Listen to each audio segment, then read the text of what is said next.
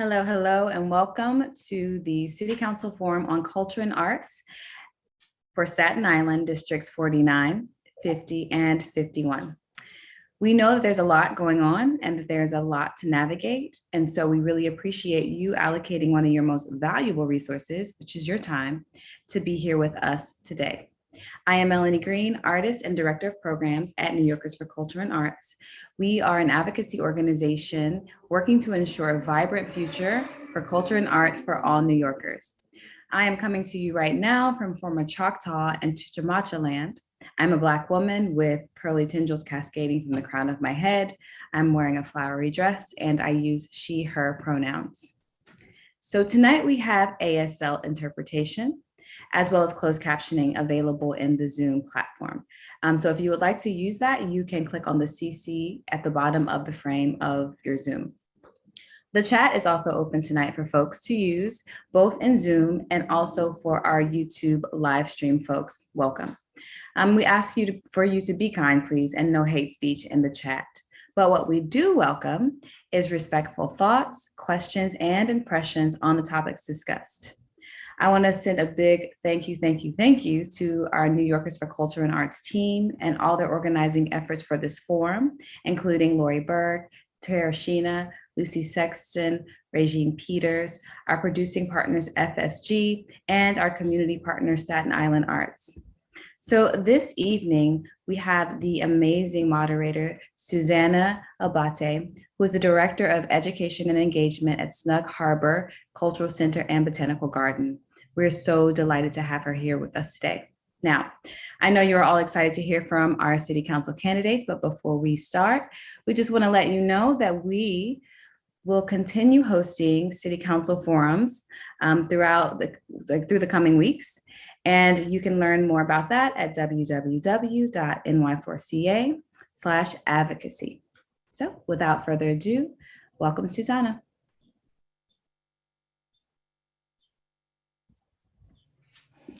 Good evening, everybody. Hello, and welcome to the City Council Forum for Staten Island Districts 49, 50, and 51 on Culture and Arts, hosted by New Yorkers for Culture and Arts. My name is Susanna Abadi, and I'm thrilled to be here. I'm going to begin with an accessibility check-in and give you a brief visual description. I am here with a gray dress on, a gold necklace. I'm wearing glasses. I'm a white middle-aged lady with brown hair, and I have in the background a picture of our Chinese Scholars Garden. My pronouns are she and her and hers, and I'd like to acknowledge that I am currently on Lenni Lenape land. The COVID-19 pandemic has disproportionately impacted cultural organizations, cultural workers, and artists. Prior to the COVID-19 pandemic, the arts and culture sector generated $110 billion in economic activity in New York City, with a workforce of over 300,000 people. For the city to bounce back, it needs a strong cultural sector, and today we're excited to hear from City Council candidates about their views on the arts, culture, in our city. This evening, we will ask candidates questions from the New Yorkers for Culture and Arts Candidate Questionnaire. They will have 30 seconds to introduce themselves and 90 seconds to respond to the question. As time allows, we will do a follow-up question with each candidate. If you'd like to know more about the candidates' responses to the questionnaire, they will be posted on the New Yorkers for Culture and Arts website. The URL will be posted in the chat. The chat is open, so we also encourage candidates to converse with guests. While we cannot promise to get to every question posed in the chat, we encourage the discussion and we'll be monitoring it both on Zoom and YouTube. Please be respectful with all comments you post. We also want to let you know that the order of the candidates and the questions they will be asked have been chosen at random to ensure fairness. So let's get started. So Ronti Ogunleyi, please correct me if I haven't stated your name correctly. Healthcare is a pressing issue for individual artists, culture workers, and small cultural groups without resources for major coverage plans. This impacts disabled artists, workers, and organizations enormously.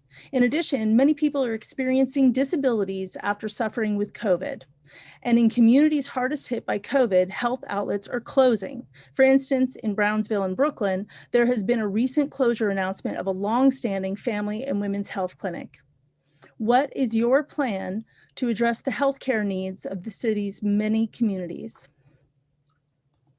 Thank you for that question. I really appreciate that question. I thank you for having me here today. This is a really important moment for our communities, especially when we think about the issues that have been prevalent in our communities and how COVID-19 has exacerbated. Nothing more is prevalent than our healthcare or lack of healthcare infrastructure here on Staten Island. Staten Island is the only borough currently without its own public hospital. So when we think about access to life-changing services and resources through our healthcare system, we do not have it. So as the next city council of the 49th district, my plan is to repurpose NYCD funding and actually use that funding to actually begin to build a healthcare infrastructure on Staten Island, building mental health facilities, because we know that what's happening is that we have over policing because of that. Because there's no mental health facilities, 10 times the amount of people that are being locked up are locked up because they have mental health issues. So once we create healthcare infrastructure, we'll be able to now pivot instead of punitive punishment for people who actually need cultural responsive mental health practitioners to actually support them. We'll be able to make sure that they're getting this comprehensive help, right? When we think about our young people who actually need this help right now, this is why we need to also build power and make sure that, I don't care if there's no public will, we need to ensure that the public hospital is built here on Staten Island so that our community members can really access healthcare in a better way. And then when we think about Black women specifically, and when we think about the mortality rate in terms of birthing, Black women are 12 times likely to die during childbirth. So one of my main proposals is creating birthing centers all throughout Staten Island, making sure that our most vulnerable community members are actually we know that racism and implicit bias is a part of that. So we need to make sure that we have culturally competent centers that can address our community members who don't look like them, right? Who may be different, but actually need those needs met. So those are some of the initiatives that I would do as the city council. Sorry to give you the time check there. That was just me letting you know. Thank you very much for your response. I appreciate it. And the next question is for Amoy Barnes. Amoy, would you like to introduce yourself? And I'm sorry, Ronti, we didn't ask you to introduce yourself. And Yeah, actually, Amoy, if you don't mind, would you be so kind as to introduce yourself before we move on to Amoy? Sure. I'm African-American male, dark skin, dark in complexion. I have a white tie, a white shirt, black tie, big brown eyes, I would say, and a great smile. So yeah, and my pronouns are he, him, and I'm a cisgender male. So thank you, and I apologize for skipping that important introduction. Amoy, may I ask you to introduce yourself, and then the next question is for you. Thank you so much, Susanna, and thank you so much to everyone who's on the call. My name is Amoy Barnes. I'm a candidate for New York City Council. I go by he,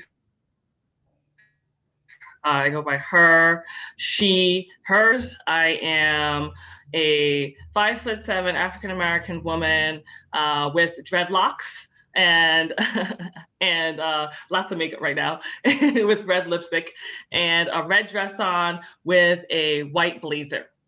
And I smile a lot too. So I'll start with and I'm running to be your future New York City Councilwoman. Do you want like the full introduction or? That's fine. Okay, yeah. And I'm running to be your future city councilwoman. I'm a proud Staten Islander, and I'm really excited about the work of being able to support our arts and culture. For me, on a personal level, arts and culture has always played a very, very important role in my life. When I started in middle school and learned how to play the cello. And being a public school musician, I got to go to Carnegie Hall and Lincoln Center and have these amazing experiences and learn how to read music. And being an artist myself made me a better student. So really understanding the value of music in the schools and understanding the value of our arts and cultures and our institutions and what those bring to our community is really important to me. Thank you. So I'll give you the context now. As of March 2021, just 4% of shuttered creative businesses have returned to normal operations. The federal relief offered by the Shuttered Venue Operations grants will only help an estimated 10% of the creative economy.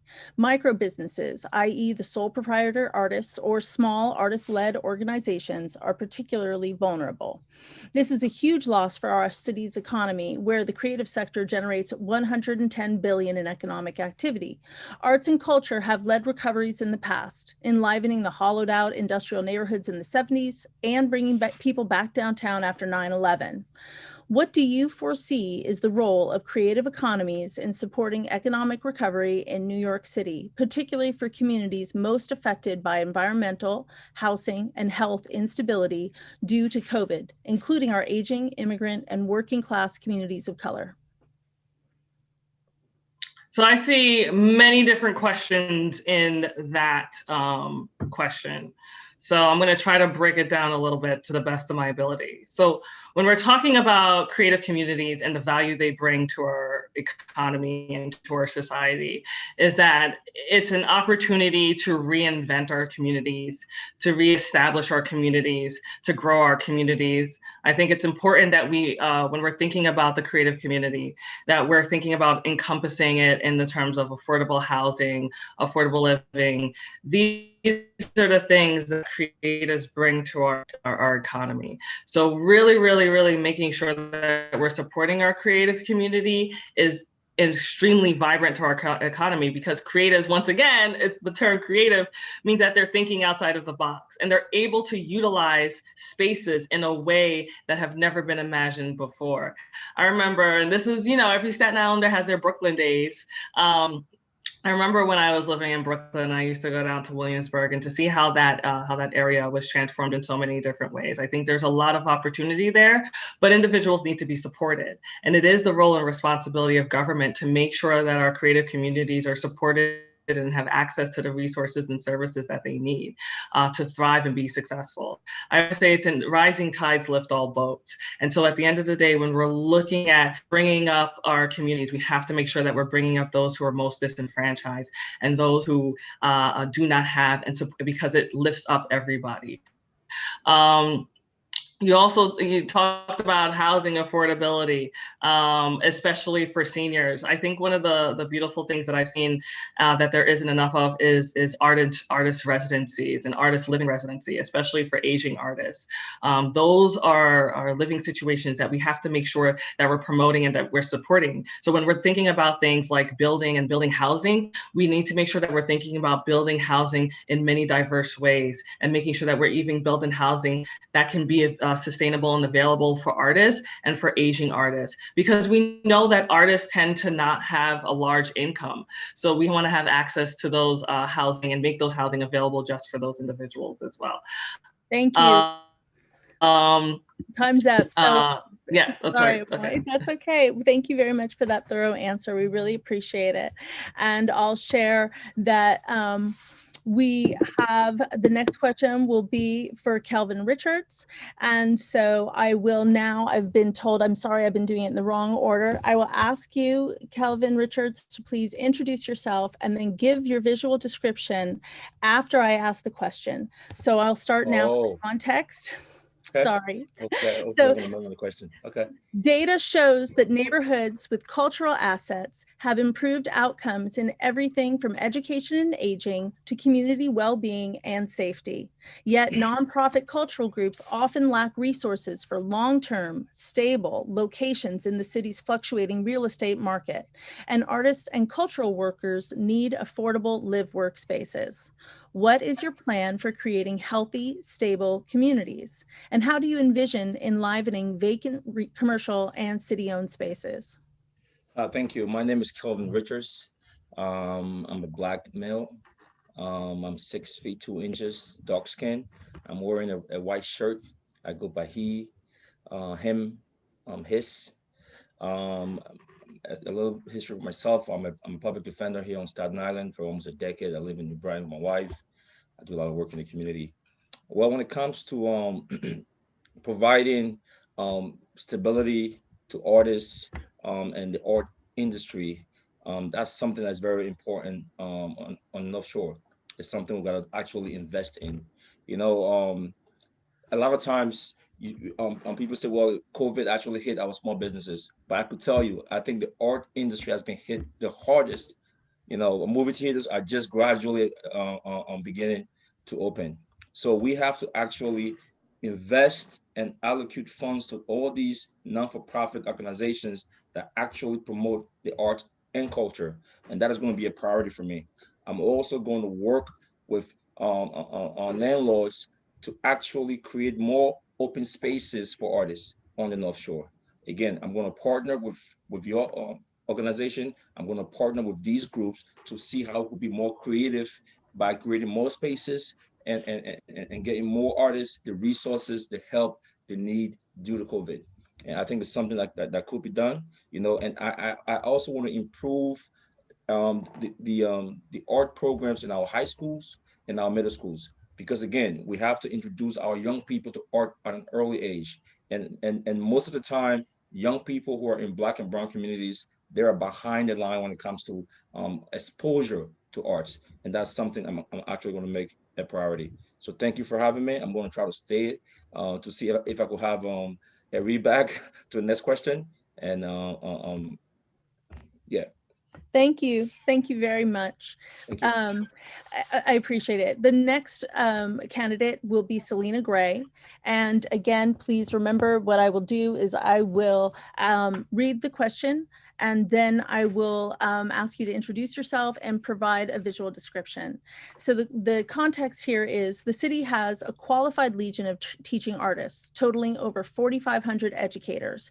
Yet 67% of New York City principals stated that funding for the arts is generally insufficient. Currently, New York City does not meet state mandates for arts in every public school. Yet arts education in schools has been shown to improve academic and social emotional outcomes for students, especially when provided as an integrated part of the curriculum.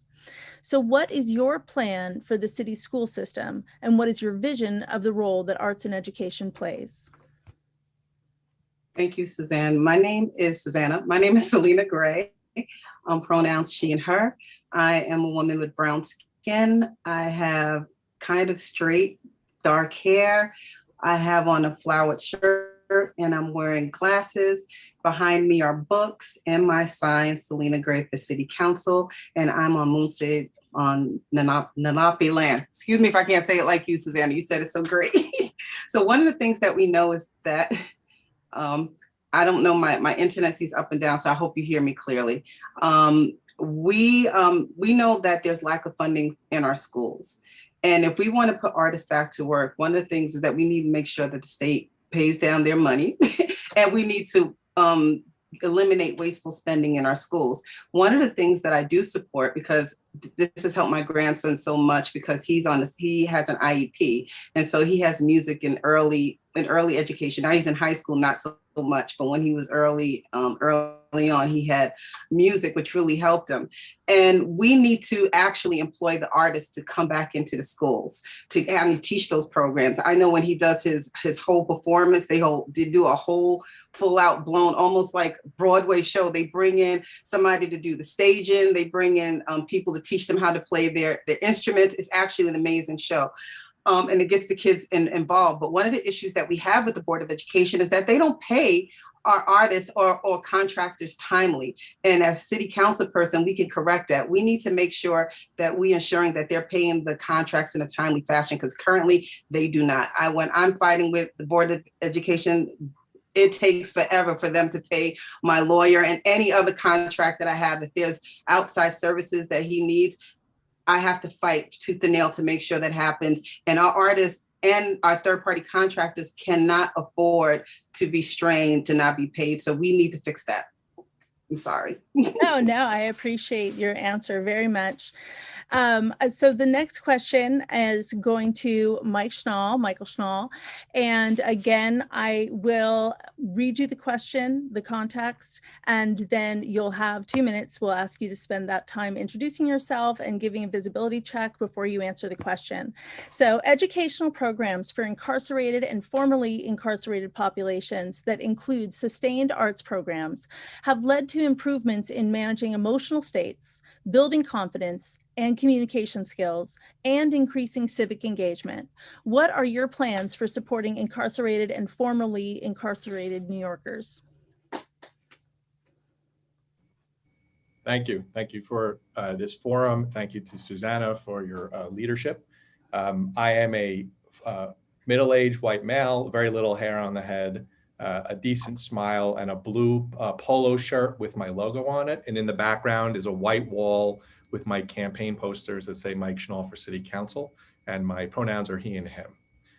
For this question, so going into a little bit of my experience, when I worked for New York Roadrunners, we actually worked on a program with the Department of Corrections on Rikers Island to bring free running and education programs to incarcerated students. And I think it goes beyond when they come out of incarceration. When they're in incarceration, we need to make sure that there is some continuity in the programs and the education that they're receiving. And when they come out, we need to make sure that we are supporting all of the nonprofits that are filling those gaps.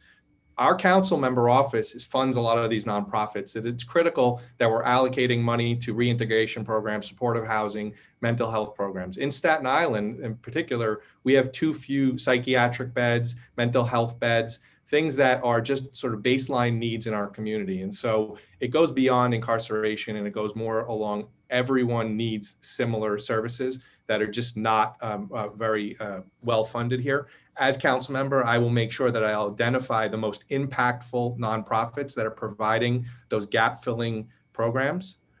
Government does some things well, but most of it not well, and some of it not at all. And again, we need to value those nonprofits, and we need to reintegrate folks who have served their time back into our society with supportive housing, reintegration services that get them job training, jobs, access to healthcare, all the things that we expect are the bare minimum for folks to survive in our society, and we owe them that debt. And so I commit that as council member, my expense funding that will be allocated in ResOA every year will make sure to provide targeted funding for those nonprofits. Thank you, Mike, very much. We have a little extra time here, and we were going to switch the format right now to having a community question. And the community questions were submitted by, I believe, Susan Fenley of Sundog Theater and Janice Monger of Staten Island Museum. And what we'll do now is ask for each of you to answer this question in turn. You'll be given 30 seconds, and we will go in order of Mike Schnall, Selena Gray, Kelvin Richards, Amoy Barnes, and Ronti Ogunleyi. And please correct me again if I've said that wrong, I apologize. So the question for you is, how will you ensure that Staten Island gets its fair share of city council funding? Well, good question. And I think that is the perennial battle for any council member. So in years past, when I actually worked in the New York City Council, expense funding was allocated based on your how politically savvy you were, how you connected you were to the speaker's office, and so it had a lot to do with your skill sets to navigate the political system. It then went back to a sort of baseline funding for everybody. So it remains to be seen whether the next speaker will implement a system that is more punitive than it is even keeled. My hope is that everyone is treated equally, because all communities have needs, and then it shouldn't rely upon your political skill on how much money is allocated to your district. Thank you. The next respondent, please, Ms. Selena Gray. Yes, I echo that. I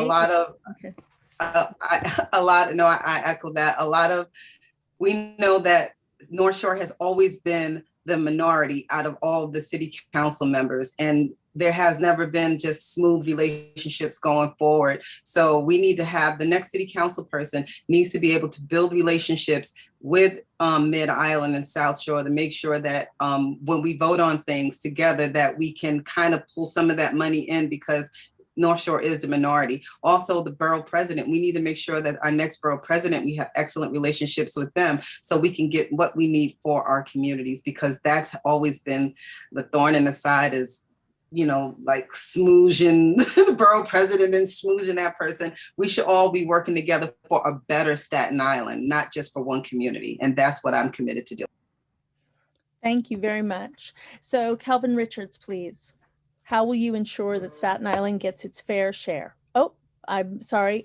Amoy Barnes, please. How will you ensure that Staten Island gets its fair share of city council funding? So one of the things that I always want to bring to people's attention is not all communities are created equally. We know that here on the North Shore, we have various issues that other communities might not have. So one of the foremost things I'm going to say is I'm just going to fight like hell to get it.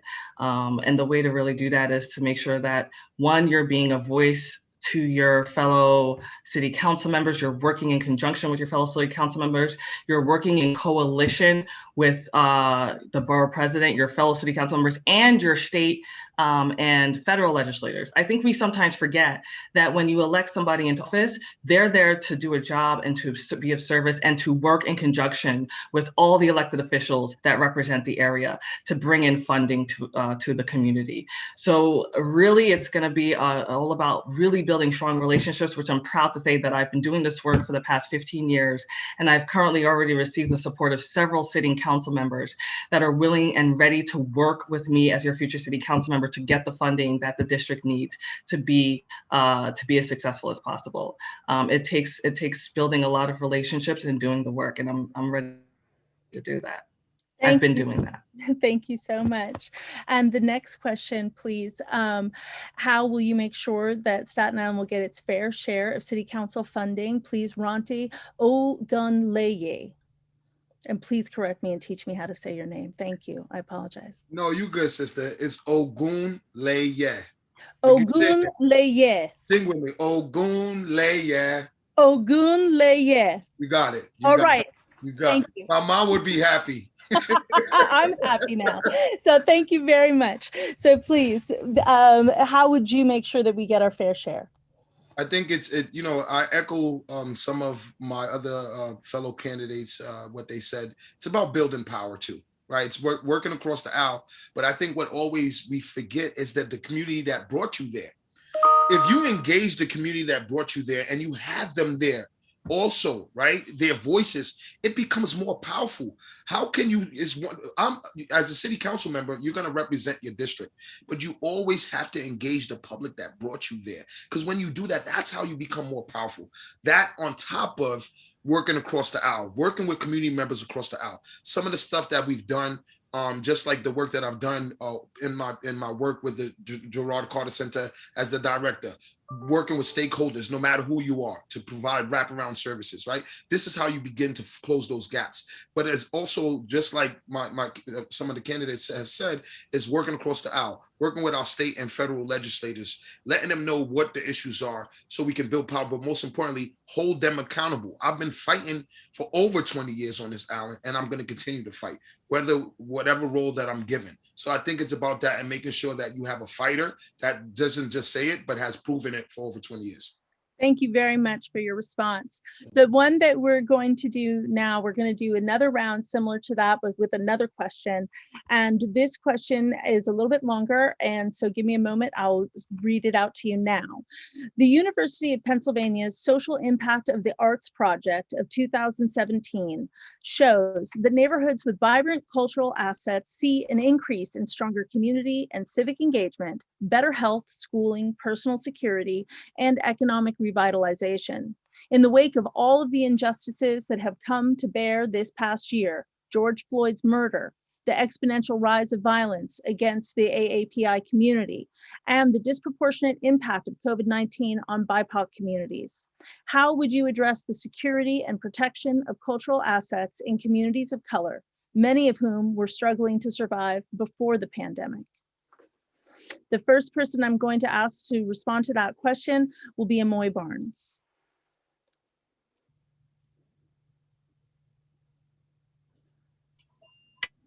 How are we going to protect the cultural assets of Black and Brown communities?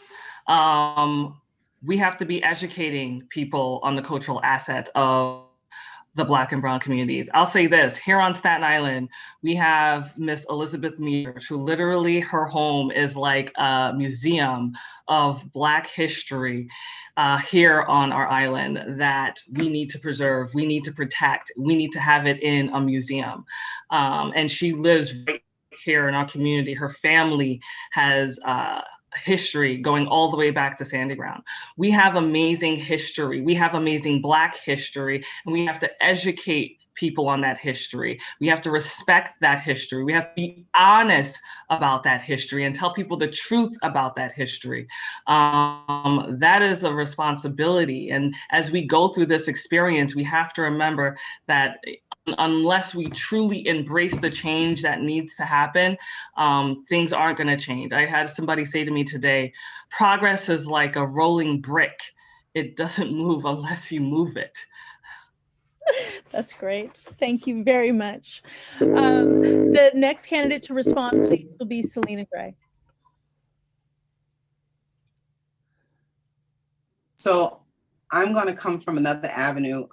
When I look at all of the green spaces or the possible green spaces that we can have, it hurts my heart that from my community, which is Mariners Harbor, all the way down to St. George, we have 4 storage units going up, taking up waterfront space that can be so beautiful if we just think outside the box and think of how we can reinvent those spaces. We actually need someone who's going to fight for rezoning across Staten Island completely to make sure that our parks are protected, our wetlands are protected, and that we build cultural centers and things that our community can go to and actually use. Right now, I don't know anyone really in my community that can use a big storage unit other than somebody who's lost their home, and we want to keep people in their homes and in their apartments. So I would say that we need to really, really look at how development's done on Staten Island, how we can preserve the spaces that we have, how we can preserve, Sandy Ground is undergoing like some really major issues right now. How can we preserve something like that? And City Council can jump in and really help to make those things happen. Thank you. Thank you very much. So the next person to respond will be Ronti, please. Yeah, I definitely, again, echo some of the sentiments of my colleagues. But one thing that I do believe in is the city should definitely invest in repurposing spaces that are, especially that have been dilapidated or worn out, and use them as public spaces for arts. Also, one thing that I've done when we think about Sandy Grounds, because everybody's talking about that, I've worked with the young leaders over the summer to actually bring attention to the plight of Sandy Ground, where we did the 1st of August march, where young people from the young leaders and community members actually walked the march from Sandy Grounds all the way to the ferry to actually highlight the historical context of Sandy Grounds and how important it is and how it should be woven into New York City curriculum, because Sandy Ground is just not Staten Island history, it's actually world history, right? So this is how we actually create spaces and make sure that these spaces are highlighted and given the resources that they needed. We can't just say fight it, right? We can't just have people saying fight. We got to actually have people who have done it, who've shown, hey, this is a big issue for us. This is how we bring attention. Same thing with wetlands. I was a part of the organizations to actually help organize that march that we just had. I'm not just a talker. I've been active in making sure that these issues are brought to attention so that we can actually address it in the right way. Thank you very much. Next one up, Mike Schnall. How would you address the security and protection of cultural assets in communities of color, many of whom were struggling to survive before the pandemic? So I see two basic ways and then one new way. First, support from the council member with funding.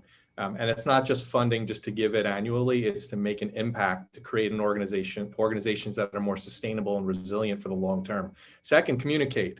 So if you're communicating to constituencies and they're aware of these cultural icons in our community, they're going to become users, and then they're going to become stakeholders, and they're going to be supportive of those amenities. And the last one, and this is a new idea, is we need to diversify the boards of our nonprofits.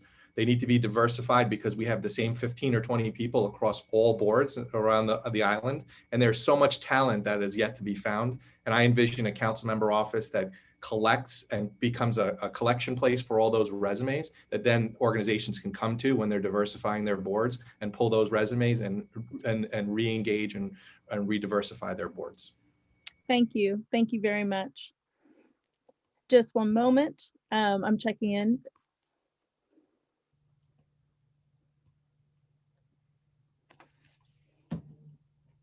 We're going to go to break right now. And then I think after that, we'll be moving to Council Districts 50 and 51.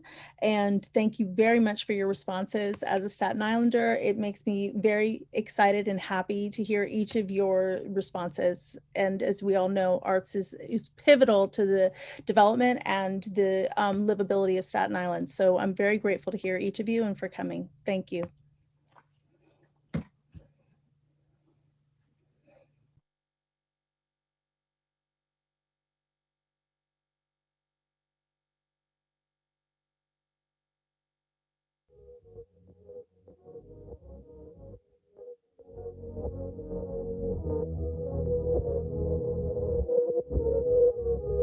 Down yonder where the leaves crunch under my feet,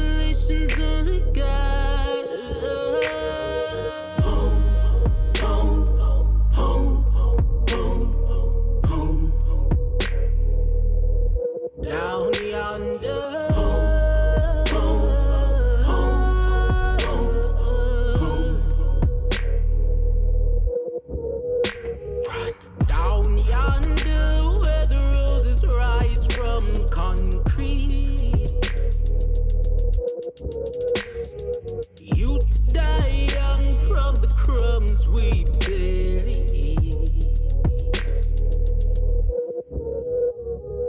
If I say a prayer, my soul will you keep? Keep. Tomorrow ain't always promised, so I'll just keep on walking till I fall. I think we made it. I think we made it out. I am my savior. We're running out of time. I think we made it. I think we made it out. I am a savior.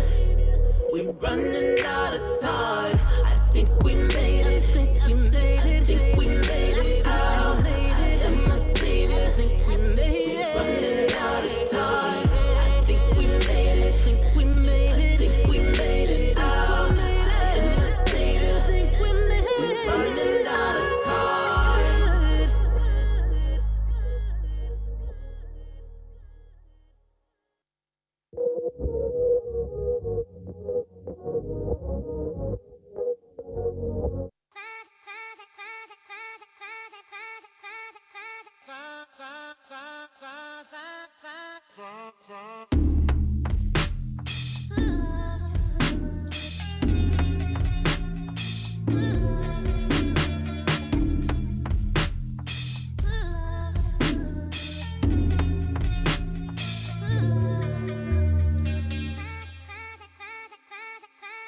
A new dawn, a new day.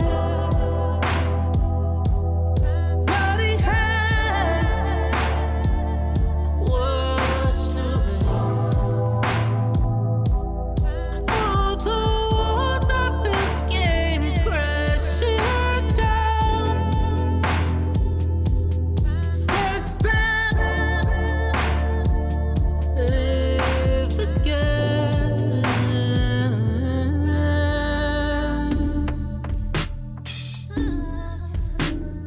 Jericho, Jericho, fall of a Jericho. Jericho, Jericho, fall of a Jericho. A chapter calls the battle word, a journey on to a new sun. From destruction, smoke in my lungs, found a new form of a freedom. Won't go back again. I'm running from a city of fallen eyes. Don't know what's ahead. We won't be weak any longer. It was Jericho, Jericho, fall of a Jericho. Jericho, Jericho, fall of a Jericho.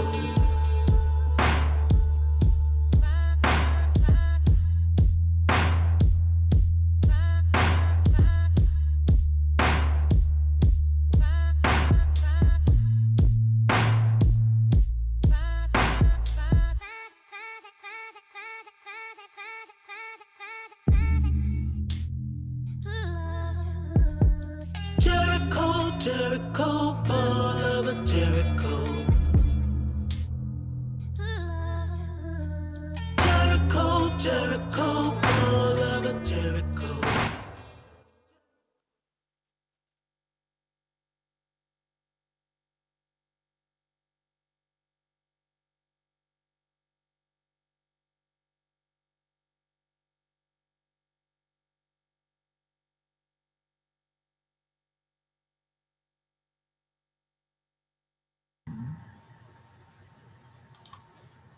Sorry, welcome back from break. And I just wanted to welcome the contributions of We Just Workin' Entertainment and the musical artist KDHN, who is a Staten Island artist. So thank you very much, KDHN and We Just Workin'. And now we're going to move on to districts 50 and 51.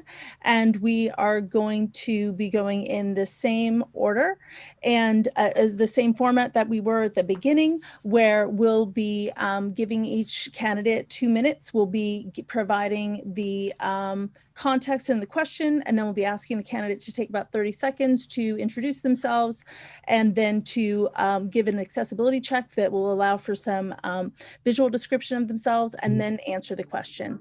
So if you're all ready, we are going to go first to David Carr.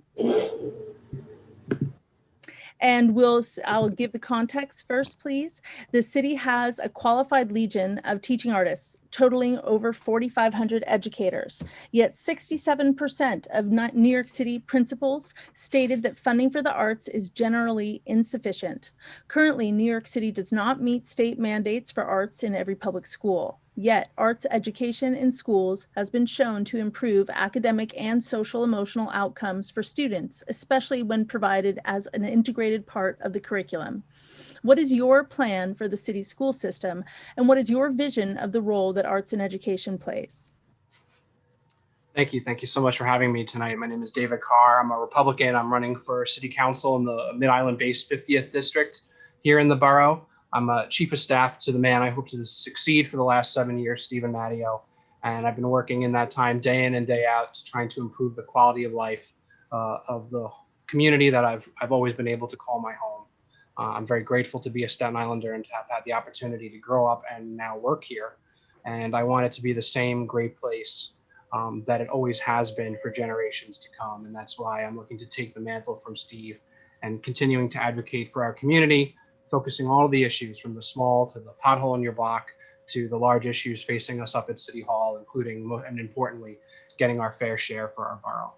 So again, thank you so much for having me here today. I'm sorry, could you just repeat the question? I didn't. Sure. What is your plan for the city's school system, and what is your vision of the role that arts and education play? Absolutely. So in terms of the school system, one of the things I'm most proud of having been a part of is advocating for an expansion of our CASA grant funding for our schools.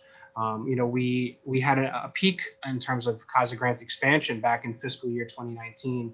Unfortunately, we saw that slip back in FY20 with the pandemic related cuts. So I think it's crucially important moving forward that we seek to expand and restore the levels of funding that we had previously, because it's an incredibly impactful program. And even at the FY19 levels, we did not have enough grants to cover all of the schools in our district in the way that we would have wanted to.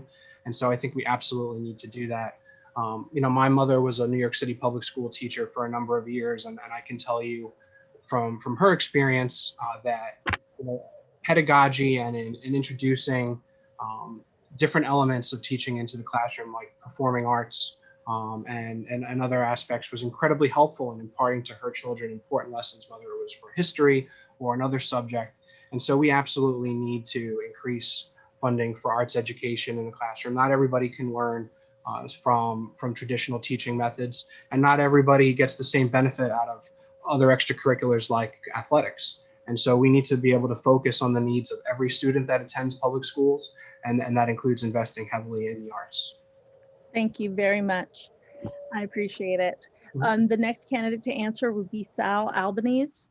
And again, I'll read the question, and I'll read the context and then the question, and then I'll ask you to please introduce yourself, give an accessibility check, which means to provide a visual description of yourself as you might appear, and then to answer the question.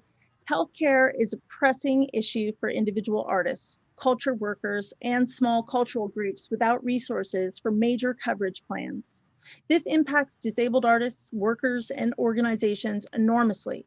In addition, many people are experiencing disabilities after suffering with COVID. And in communities hardest hit by COVID, health outlets are closing. For example, in Brownsville in Brooklyn, there has been a recent closure announcement of a long-standing family and women's health clinic. So what is your plan to address the healthcare needs of the city's many communities? Well, thank you for having me, and let me congratulate you on this very professional forum. I was impressed by all of the notices I received, and it's just conducted very, very, very well. Thank you. I'm Sal Albanese, a Democrat running for the City Council in the Mid-Island, and I'm 5'9". I used to have a lot of hair. I did this job once before. I served on the city council for 15 years. I was one of the most effective members of that body. The Daily News cited me as the 4th most effective member when I represented a couple of South Brooklyn neighborhoods. I was rated A+ by Jack Newfield, one of the most important columnists in the city. And I'm running for the city council because I think this is a very crucial time for the city of New York. COVID has really set us back dramatically. And I think that when we talk about anything, culture, arts, we're talking about money and funding. And I'm a lawyer. I have a finance background. I taught in the public schools for 11 years. I've got extensive experience on how to make sure that the city of New York survives over the next couple of years. And arts and culture are as important. Healthcare is important. Funding clinics in certainly poor neighborhoods like Brownsville or in certain areas of the North Shore is essential. And I'm hoping with the Biden administration in Washington now that we'll be able to basically use some of that funding to help our city. We've got a lot of money coming in, but it's a one-shot deal. Unfortunately, we're still going to have deficits. So I think my experience is going to be very helpful. I hope to get on the finance committee when I get there. And as being a school teacher, one of the things I know full well is that arts education is the best dropout program. Arts, music, and sports are the way to go. And we're not funding them properly. And I've got an idea. I want to impose a 25-cent surcharge on sports tickets in the city, professional sports, dedicate that to sports, music, and art. Now, 66%, as you pointed out, are not funded in this city, and the curriculum is a mess. So I want to be able to target that money to arts and music. Thank you very much. I appreciate that. And I just want to acknowledge, thank you also for recognizing the professionalism of this forum. And I want to give a lot of acknowledgement right now to New Yorkers for Culture and the Arts, who had the foresight to be able to create this space, because we do know that this is pivotal to have civic engagement, to have these open forums. So the next candidate that I would ask to respond is Olivia Drabsick. Again, I will call your name. I am now going to describe the context and then the question. I'd love for you to be able to introduce yourself and then give an accessibility check. In the COVID crisis, arts and culture were the first to close, and much of the sector will be last to reopen at full capacity. More than 50% of artists and culture workers remain unemployed. This in a sector where workers are 3.6 times more likely to be self-employed, freelancers, gig workers, and mixed income earners. What is your plan for getting the city back to work, particularly in its hardest hit sectors? What kind of workforce development programs do you envision that would provide access to communities of color and people with disabilities? Hi, thank you so much for having me. My name is Olivia Drapsick. My pronouns are she, her. I am a cis female with medium length brown hair and wearing a white shirt. And in the background behind me, you'll see a white door. And I'm very excited to be running. I am a theater kid. So I got through 8 periods of technical drawing, math A and B, whatever else they made me take just to get to my play practices and just get to the spring musical practices. So theater saved my life, honestly and truly. And first and foremost, for any of these questions, you're going to need somebody that understands that this is not just an added, this is an essential piece of our city and the lives of New Yorkers. And I cried today hearing about Broadway opening. So we need somebody in the council and in every district that understands how essential these arts are.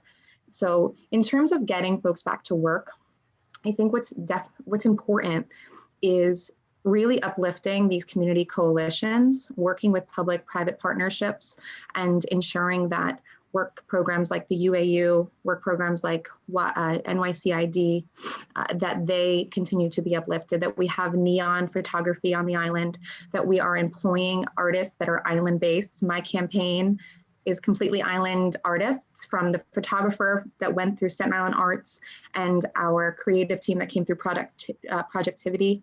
It's important that we are ensuring that all of our businesses see these art programs, that these coalitions are created, and that we're supporting businesses with connecting those. So as we're opening back restaurants, connecting them with art-based residencies and ensuring that there's a coalition and collaboration with bringing the city and the borough back to life.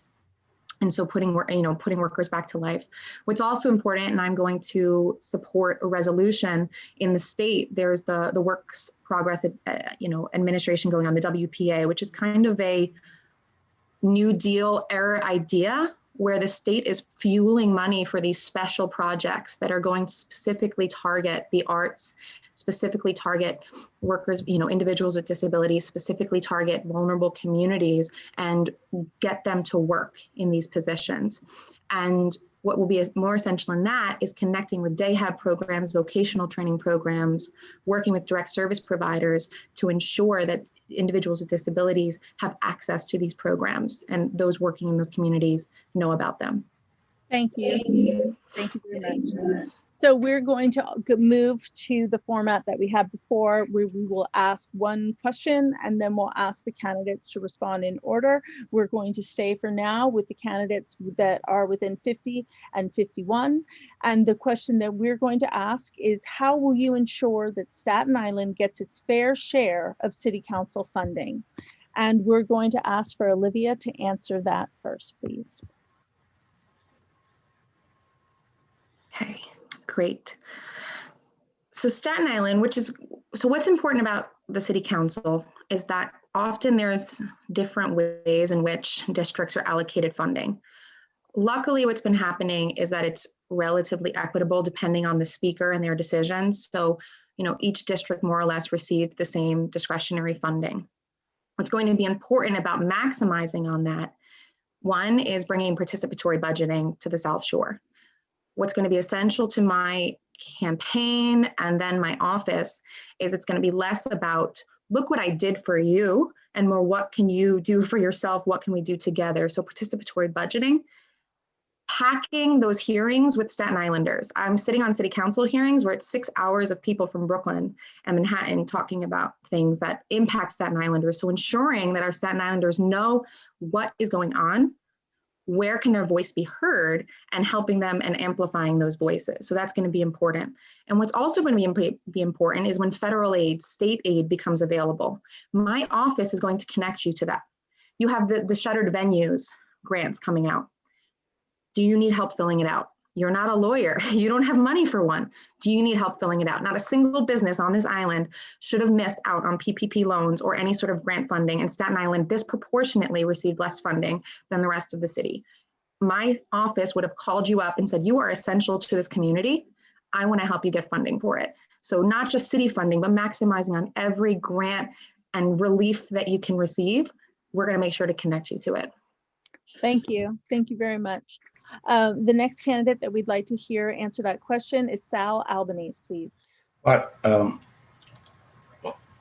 Olivia hit on something very important. When I was a council member from 82 to 97, there was a lot of politics in terms of the way services were allocated to districts. I did pretty well, but there are other districts who didn't do well. Today, that's changed, and hopefully that'll continue where there's equitable distribution when it comes to member items, to fund items. I'm going to use my experience as a council member to bring Staten Island elected officials together, state, local, and federal, Republicans and Democrats, and work as a team to ensure that Staten Island is not underfunded, that we get more than our share of funding, because we've been neglected here for years. And I think that having the experience of being there for 15 years, having run for mayor, I won't just be your typical city council member, not because I'm anything great, but I've had a lot of experience. And I think that's important. I think I'm highly respected as an elected official around the city, and that's stature is important.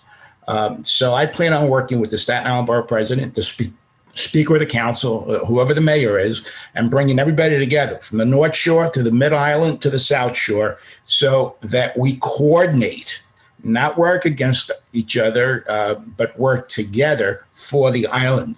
Take the politics out of it, and really let's fund the island adequately, because we have been shortchanged. Thank you very much. The next candidate that we'll ask to respond to that question is David Carr, please. Thank you. Yeah, so I absolutely need to get our fair share for the borough. You know, in the last several budgets, you know, Steve Matteo has been a top 5 getter of money back to the district and back to the island because of his strong relationship with the Speaker's office and because of his ability to work across the aisle. And that's something that I would hope to replicate. It absolutely does require the Staten Island Borough delegation to work together. I think it was observed earlier during the 49th council session. You know, we're the smallest borough delegation, right? There's only 3 of us out of 51. And so it's crucial, regardless of the partisan makeup of that delegation, for us to work together, to huddle as a team, to set aside ego and partisanship and try to get everything that we can for the people that we serve collectively. Because you can get a lot done when nobody's concerned about taking the credit. And that's the kind of mantra, that's the kind of example that I hope to follow that. And I think that Steve has provided to this community for the last 7+ years, and hopefully for a successful 8th budget cycle as well. Thank you. Thank you very much. We'll follow the same format now for another question. And the question is, the University of Pennsylvania's Social Impact of the Arts Project of 2017. The report shows that neighborhoods with vibrant cultural assets see an increase in stronger community and civic engagement, better health, schooling, personal security, and economic revitalization. In the wake of all of the injustices that have come to bear this past year, George Floyd's murder, the exponential rise of violence against the Asian American and Pacific Islander community, and the disproportionate impact of COVID-19 on Black, Indigenous, and people of color communities, how would you address the security and protection of cultural assets in communities of color, many of whom were struggling to survive before the pandemic? I'll ask, please, to answer first, Sal Albanese. Well, I will once again I will pivot back to the schools. I think that we have to adequately fund arts and music programs in all of our schools. When you look at public schools in New York City, you see that they're in every neighborhood. Underprivileged neighborhoods, poor neighborhoods, some wealthy neighborhoods. That's where we get our young people interested in arts and in music. So I will focus on that as well. There are also community schools. They're expanding around the city. We have to make sure arts and music is part of that. I started a program when I was a city councilman called the McKinley Youth and Adult Community Center because of budget cuts. It was a nonprofit institution, and we had tremendous success getting kids in there, learning how to play an instrument, learning how to paint. So my focus is let's make sure that we fund our public schools adequately in terms of art and in terms of music. And it's also the best dropout prevention program. Kids develop a positive self-esteem when they're in art school. I have 4 grandkids on Staten Island here, and they have access to piano, to guitar, and it's real. I can see they're growing developmentally, and it's such a great thing. And we have to do that in all of our neighborhoods, and especially in our poorer neighborhoods. And the community school program, which is expanding, should be an avenue to do that as well. Thank you very much. The next candidate to respond will be Olivia Drabsick, please. Hi again. I agree with Sal. I mean, I absolutely believe in the community school model. I think every school should be a community school. I'm very excited every district will get one. And for those who don't know what that is, it's going to provide wraparound services and truly make the school a community hub. So it's not just about meeting people in the lowest, where you have so much need and you're putting bandages on, you're suturing something that needs much more. It's about truly reinvesting in communities, wraparound health services and care, including enrichment programs like the arts. So I agree, we need to start from investing in them from young and with youth and bringing community members in. Additionally, I think we talked about this in this forum already. It's about civic engagement.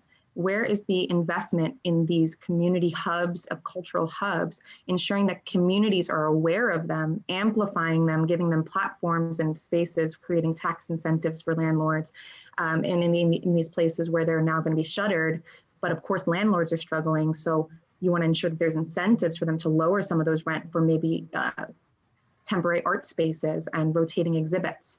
So make sure that the community sees an investment in this, amplify these artists so that the community rallies behind them as well, and they become self-sustaining programs, and not necessarily that they're constantly on the brink of shutting down, constantly searching for their next dollar, right? And so really, how do we get them embedded in the community to make sure that they can become self-sustaining? Thank you. Thank you very much. The next candidate to respond, please, David Carr.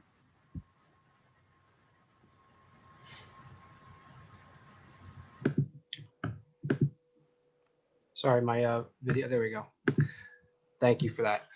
So we absolutely need to invest in venues and outlets for creative spaces, because, and I think one of the great success stories is the St. George Theater, which has really led and contributed to the revitalization of the St. George area because of its restoration and now its availability for use as a creative space and outlet for other not-for-profit institutions, as well as for performers and other artists. And I think we have a lot of spaces like that on Staten Island that need to be invested in.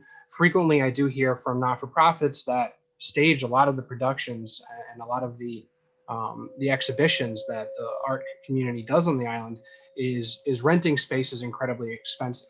And so we need to have targeted investment in those groups in order to make sure that they can afford to have a home away from home when they don't have the resources to actually have their own facility, which is often the case, particularly in a place like Staten Island, which doesn't have the zoning or the building stock to support that in a sort of writ large way. And I think that one of the things that we need to fight for with the Department of Cultural Affairs is to expand the pot of money they provide with their cultural grants every year. Every year, every borough has its own pot where local institutions compete for funding. That pot needs to be expanded for Staten Island because there are so few places from which they can rent in order to do their performances or to do their exhibitions or show off their talents and work. And we need to make sure that they have the ability to seek that funding from DCLA directly so that they can take this big piece of red off their ledger, which is the rental of space. Thank you. Thank you very much.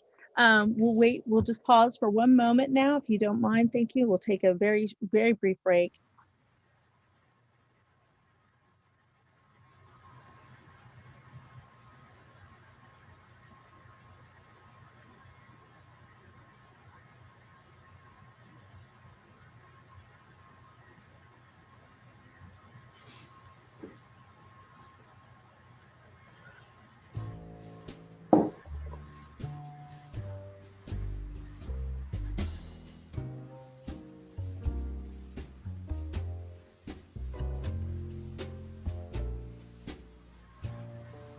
And while we're taking a brief break, I'd love to encourage the attendees to put into the chat the questions that you have about arts and culture, specifically in Staten Island, and what questions you think are really important to highlight in civic discourse, and that you'd like to see the candidates respond to.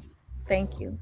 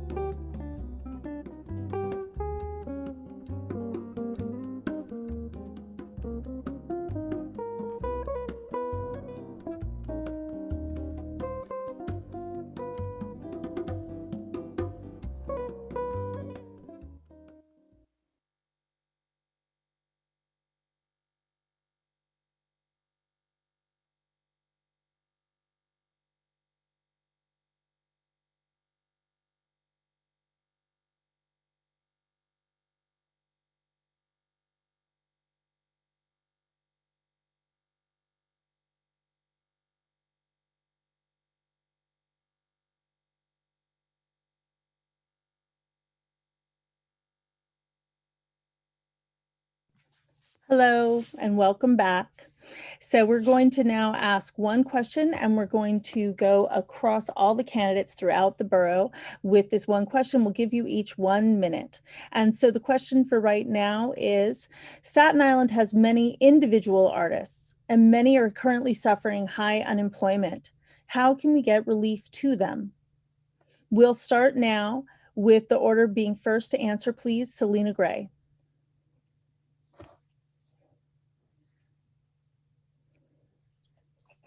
One of the things that I do know is that a lot of our artists are freelance artists that don't get the same protections as regular workers. And we need to change their designation. So when things like this happen, such as a pandemic, that they're afforded the same type of relief, unemployment, those same type of things that regular, well, I would say people who have traditional jobs get. And then they should have bailouts as well. People who are at risk for losing their homes, the people at risk for actually, for not paying the rent, those moratoriums are going to cancel. And just like the banks, we bailed out the banks, it's now time for the banks to bail us out. We need to provide those protections in place for our freelancers because right now they are not protected. They don't have the same benefits as a person with a traditional job. So I would definitely advocate for freelancers. And I know Brad Lander is doing something right now. He has a bill, he's fighting, but I don't think that it encompasses the unemployment. So I was doing some research on that and I don't know if it does, but that's what I would do as a council member, change the designation of freelancers and artists. Thank you. Thank you. Thank you very much. The next candidate to respond to that question, please, Sal Albanese.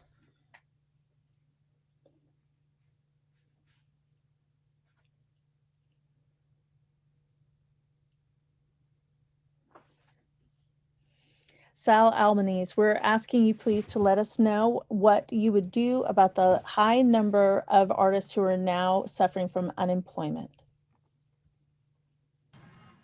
I was talking. I was just. Sorry about that, but I just unmuted. Well, I think Selena made some very good points. I think we have to change the way we treat independent folks in the city and provide unemployment benefits for them. I think the stimulus checks from the federal government has helped those folks. I think we have to obviously make sure that everyone has access to health care. And that's something that as a city council member, you need the state's help with. There are a couple of bills in Albany to provide health insurance for all New York City residents. And that's something that I think is important and will certainly promote. These folks are so important to our society and we have to take care of them. We need to make sure that they can afford housing and they have health benefits. And also when they run into bad luck, there's unemployment benefits to bail them out. Thank you. Thank you very much. The next candidate to respond, please, Mike Schnall.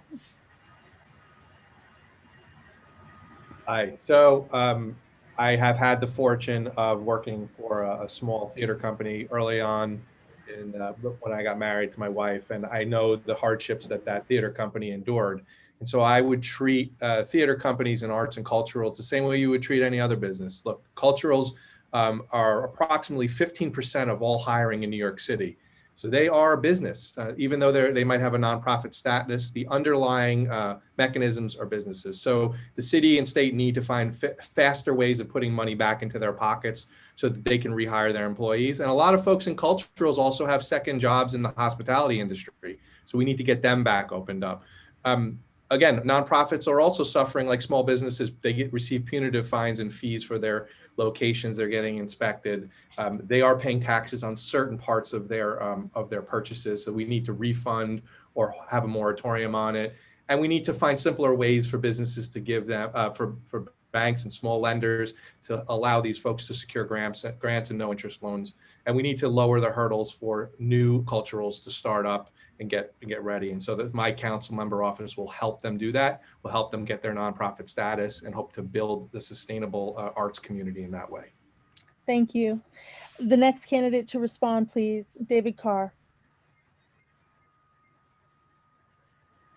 So I think the biggest thing that we can do to help these folks now is open up more quickly. You know, the mayor announced July 1st as a reopening, but that's still months away.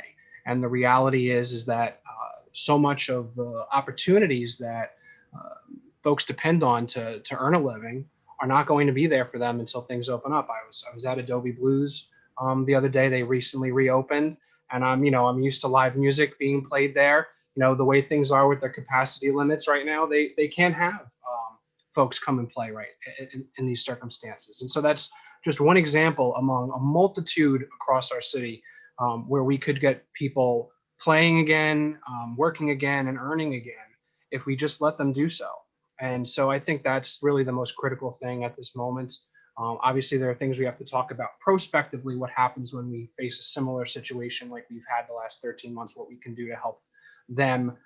And I certainly sympathize. You know, when I graduated college, it was the beginning of the Great Recession. And so I came into the working world as an unemployed person with no unemployment eligibility because I had never worked before. And so I sympathize strongly with that. But I think the best cure right now is a job. It was for me then, and it will be for all these folks now. Okay, thank you very much. The next candidate to respond, please, Olivia Drabsick. Okay, I mentioned it previously. I'll just, again, there's that resolution out in the city council to put pressure on the state to pass the Works Progress Administration, where it's that almost New Deal era plan to just create jobs in this interim, right? And so creating these jobs and infrastructure jobs and in art jobs and in specifically areas that communities have been hit hardest and industries have been hit hardest. And we know arts and culture would fit under that. I echo some of the sentiments that were mentioned about healthcare. And so extending advanced premium tax credits for some of the healthcare insurance that is available for gig workers and artists. In addition, extending their eligibility for that pandemic unemployment assistance. So a lot of these workers were not eligible. And so extending that eligibility, making it a bit more permanent and ensuring that that remains in place. I agree with reopening and ensuring that becomes a priority. And also things like open streets and open culture that is really changing the game in other parts of the city doesn't really apply in Staten Island. There's one street on Richmond Terrace that's eligible. And so plans like having open parks, we are the borough of parks. And so streamlining eligibility for open streets and open culture programming to connect businesses, local businesses to be vendors, as well as local artists to come out into our parks and extending that eligibility that right now isn't relevant to Staten Island. And so we talked about demanding more and getting fair share, open up eligibility for those open streets and open culture by adding in the Parks Department and getting them a part of this. Thank you. Thank you very much. The last candidate to answer this question, Amoy Barnes, please.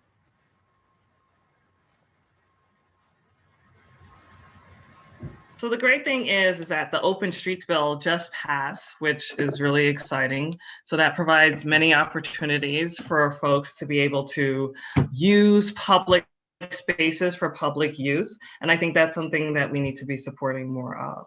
In terms of making sure our gig workers are supported, I echo all the sentiments of all my fellow candidates when I say we need to make sure that the same resources and services that are provided to others are provided to our gig workers, our arts and culture community, and that they're expanded.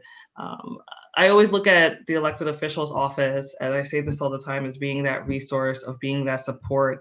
And at the end of the day, I want to make sure that my office is advocating for those resources and support, that people know about the opportunities that are available to them. Because a lot of times what hasn't happened is that there is funding, there is availability, but people just aren't getting connected to it. So I want to make sure that in my office, people are getting access and resources and connected to what government has to offer, and making sure that I'm working with my colleagues on a federal and state level that they're advocating for those resources and services. Because honestly, I don't think the gig workers and those in the arts community got enough funding in this go around.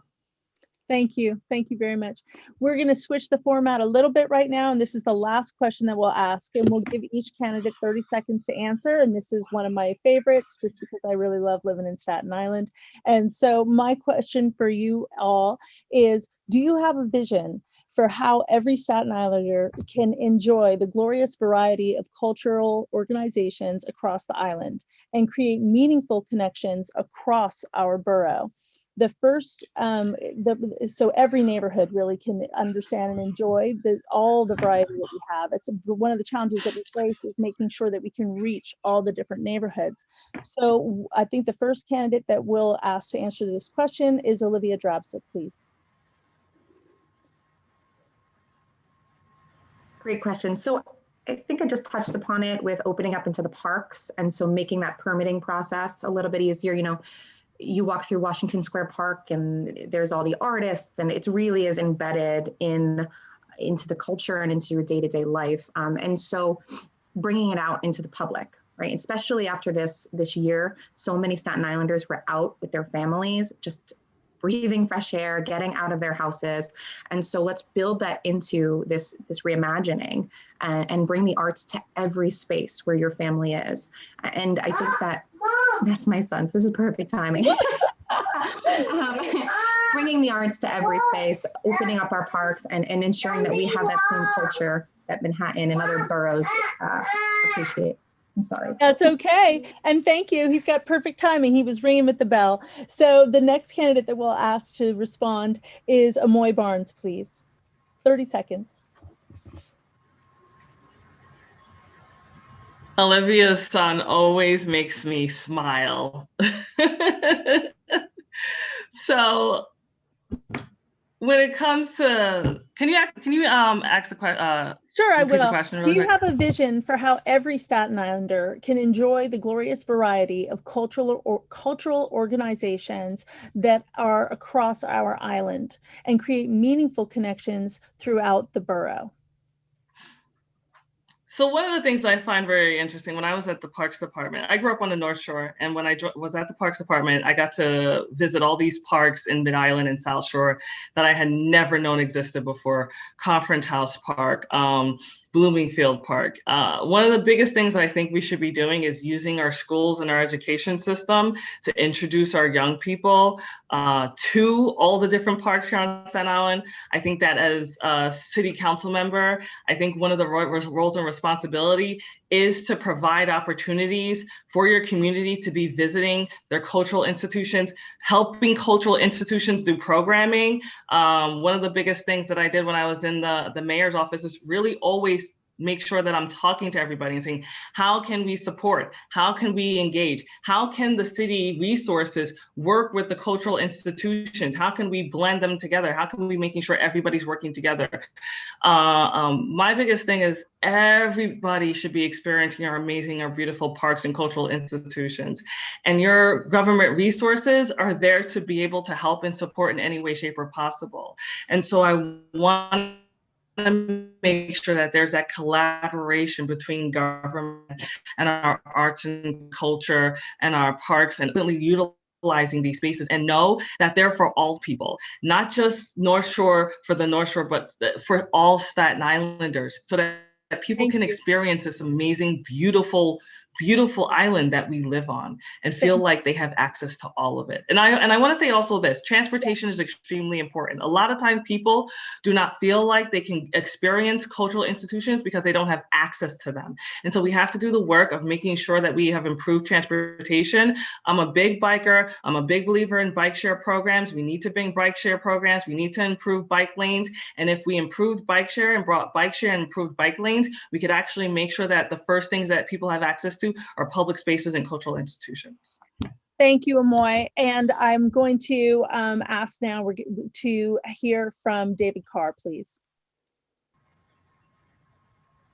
Sure. So I'm going to second what was said about our parks and our schools. You know, that's an existing infrastructure that's already there. Many of our schools have gymatoriums.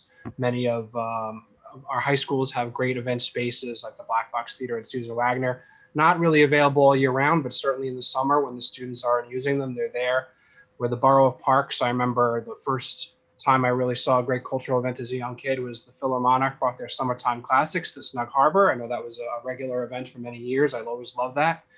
Those are great things, but also as a council member and elected official, I will hopefully have a following of folks in the community. And I think it's always appropriate for elected officials to share the events and activities of local not-for-profits and let folks know, because that's often the issue, is that it's just about disseminating the information to the right folks so that they know that there's a great show on in one place, or they know that there's an exhibit that might be of interest elsewhere. And so that's something that I would absolutely do if I was elected. Thank you. Thank you very much, David. The next candidate to respond is Mike Schnall. So this is basically my entire career in a nutshell, what you're asking, whether it was at Parks or New York Roadrunners. It's really about making those connections and networks. I'll give you 2 examples. I had the fortune of working with the downtown Staten Island folks and the borough president's office to develop the culture course, where we had 15 or 20 cultural organizations along a sort of a path. People were running and walking it, and it really gave them sort of a window into these cultural institutions they had no idea existed. And so I'd love to do that again as the council member. And at Parks, I used to bring organizations in and train them how to use the Parks calendar so that they could post their events on one central location that was happening in all of our parks. So it's in my DNA to bring those folks in. It would be a huge initiative in my office. And I think that, like Moy said, there's so much undiscovered beauty on our island. And I think that's part of the job of the council member, to bring that out and promote it and let people know it's there. Thank you. Thank you very much. The next candidate to respond will be Selena Gray.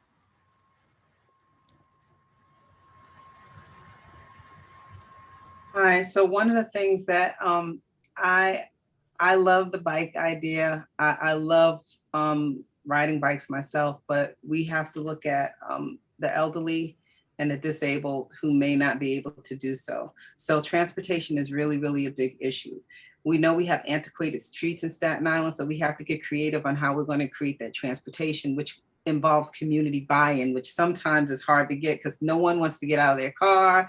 And, so I go into Brooklyn. I used to work in Brooklyn, and I used to go outside, and there was always something going on. It was either a band playing, somebody singing. They had art exhibits all over the place, and they don't have that here in Staten Island. I know that the Yankee Stadium was supposed to be that, but it never came to that. So I want to make sure that everybody has access, not just people who can ride bikes. I'm sorry. No. Thank you so much for your response. And we'll go to the last candidate responding, and then we're going to close out for the evening. Sal Albanese, please. Okay. The city council office, can you hear me? Yes. The city council office is the office closest to neighborhood issues. My council office, and when I get elected, will be a vehicle for disseminating information on cultural events, artistic events on Staten Island. There's so much here, which is incredible. This is not related to arts and culture, but I attended a historic cemetery event the other day, St. Andrew's Anglican Church, and the history there is amazing. I mean, the Revolutionary War stories, folks that were buried there in the 1600s, and the history of Staten Island in the Revolutionary War. There's so much of that on the island, and my council office will be a vehicle for disseminating information, even sponsoring events, sponsoring concerts during the summer so people can come out. So I'm excited about it, and the council member can do an awful lot to help culture and arts on the island. Thank you, Mr. Albanese. It's much appreciated. And now we're closing out this evening. And I want to thank everybody here for coming out, both the panelists and the candidates who were brave enough to run, and also so committed to our community, and also for the attendees who are on and viewing. And we're really very grateful for you participating in the civic discourse tonight. I am going to now introduce Lucy Sexton, the Executive Director of New Yorkers for Culture and the Arts, to whom we are so grateful for creating this space this evening. Thank you so much, Susanna Abate. Fantastic. Really, really well done. I loved hearing from all of the candidates. I really appreciate you being here, and I appreciate you running for office. It's really important. The city council is going to turn over. 3/4 of the city council will turn over. And so you guys have a big job ahead of you. And I look forward to seeing you in office and working with you as you go forward. I want to let everyone know that we have a city council forum for the Bronx coming up next Thursday. We want to find out anything more about our city council forums. Just check out our website, ny4ca.org. I want to thank our ASL interpreters, Andrea Alefi and Aisha Simpson. And of course, my New Yorkers for Culture and Arts team led by Melanie Green, including Sam Ogilvy and SFG Productions, who produced it, as well as Tara Sheena, Lori Berg, and Regine Peters. So thank you all. Have a great night. Stay safe and get out and vote. Take care.